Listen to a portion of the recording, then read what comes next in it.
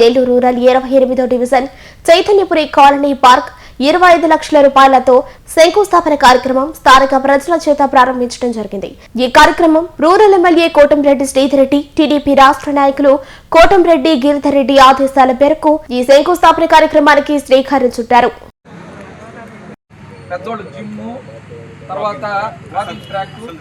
Nellore rural 28వ division Chaitanyapuri colony park 25 లక్షల రూపాయలతో శంకుస్థాపన కార్యక్రమం స్థానిక ప్రజల చేత ప్రారంభించడం జరిగింది.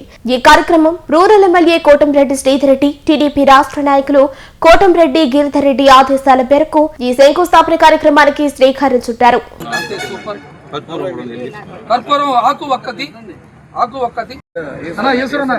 నేను ఒక లోటు ఎక్కడో తగలుతుంది అని అనుకుంటా సార్.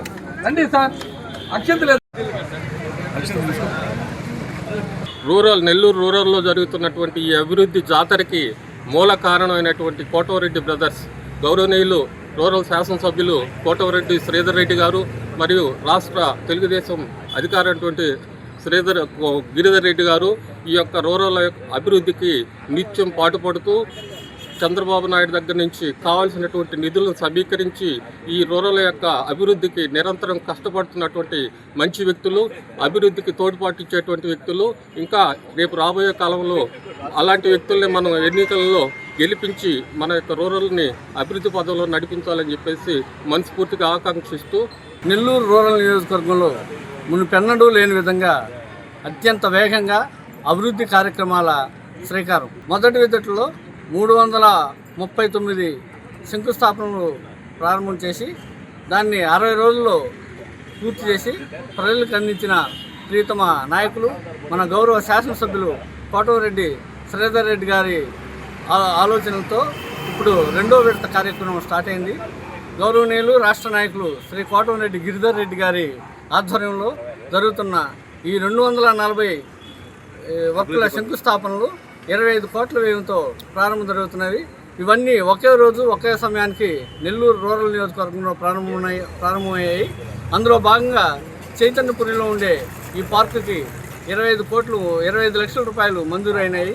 ఈ పార్కులో వాకింగ్ ట్రాక్, పిల్లలకు గేమ్స్ ఐటమ్స్, తర్వాత జిమ్ పరికరాలు ఏర్పాటు చేయడం జరుగుతుంది.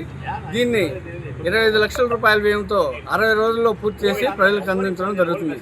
ఈ పార్కుకి ముఖ్యమైన చరిత్ర ఉంది. ఈ పార్కుని గత ప్రభుత్వ హయాంలో వైఎస్ఆర్సీపీ నాయకులు దీన్ని ఆక్రమించే ప్రయత్నం చేశారు. దీన్ని మేము గౌరవనీయులు మాజీ కార్పొరేటర్, రాష్ట్ర కార్యదర్శి దొడ్డపనేని రాజానాయుడు గారి సలహాతో శ్రీ కోటంరెడ్డి శ్రీధర్ రెడ్డి గారి మరి గిరిధర్ రెడ్డి గారి అండదండలతో దీన్ని మేము సమర్థవంతంగా ఎదుర్కొని పోరాడి దీంట్లో కేసులు కూడా పెట్టించుకోవడం జరిగింది. దీనికి వ్యతిరేకంగా, ఈ పార్కుల ఆక్రమణకు వ్యతిరేకంగా పోరాడి కేసులు పెట్టించుకొని జైలుకి వెళ్ళి వచ్చి దీన్ని మేము సాధించుకున్నాం. దీనికి ముఖ్య కారకులు మా శాసనసభ్యులు గౌరవ శ్రీధర్ రెడ్డి గారు. ఈయన తోడ్పాటుతో మేము ఈ పార్కుని అభివృద్ధి చేసి 60 రోజుల్లో ప్రజలకు అందుబాటులోకి తేవడం జరుగుతుంది. ఈ కార్యక్రమంలో ప్రజల చేత ప్రజల కొరకు ఎన్నుకోబడిన ప్రజాప్రభుత్వం లక్ష్యంగా శ్రీధర్ రెడ్డి గారి ఆలోచనలతో గిరిధర్ రెడ్డి గారు మాకు ఒకటే సలహా ఇచ్చారు. ఇక్కడ స్థానిక నాయకులతోనే ప్రారంభోత్సవం చేయండి, స్థానిక నాయకులతో మమేకం కండి అనే ఉద్దేశంతో ఎవరు హంగు ఆర్భాటాలు ఏమీ లేకుండా స్థానిక నాయకులు ప్రజల చేత ఈ కార్యక్రమాన్ని చేపట్టడం జరిగింది.